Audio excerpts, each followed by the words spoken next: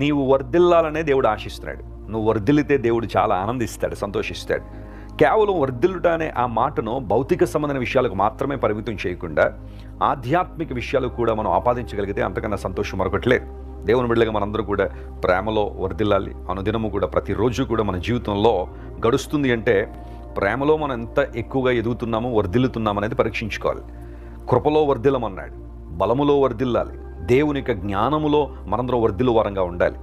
అక్కడ పెరక్ అనే పదం హిబ్రూలో ఉపయోగించబడింది. దాని అర్థం స్ప్రెడ్ అవ్వడం, ఫ్లరిష్ అవ్వడం కదా.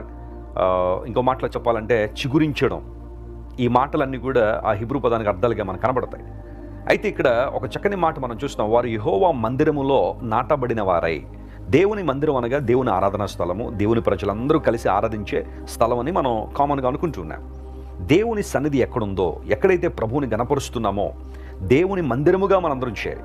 యూజువల్గా చాలామంది దేవుని మందిరం అనగానే 4 గోడల మధ్య ఉండే స్థలం అనుకుంటారు కొంతమంది, లేకపోతే గొప్ప గొప్ప మందిరాలు కడుతున్నారు చాలామంది, దట్స్ ఓకే.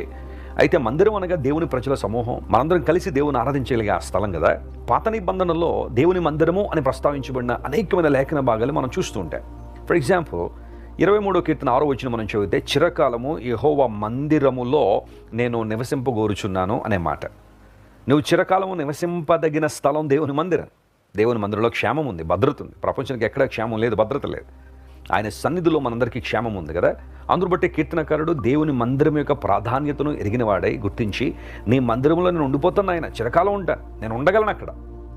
లోకంలో ఏదైనా ప్రాంతంలో ఎక్కడైనా ఒక 2 రోజులు కానీ 3 రోజులు కానీ లేదా ఒక వారం 10 రోజులు ఉంటే చాలామందికి బోరు కొట్టేస్తుందేమో, ఆ ప్రాంతం మీద విరక్తి వస్తుందేమో. కానీ దేవుని మందిరం అలాంటిది కాదు. నువ్వు ఎన్ని రోజులైనా ఉండదగినది. ఆయన సన్నిధి ఎంత గొప్పది అంటే ఆయనలో నువ్వు ఆనందిస్తావు, సంతోషిస్తావు.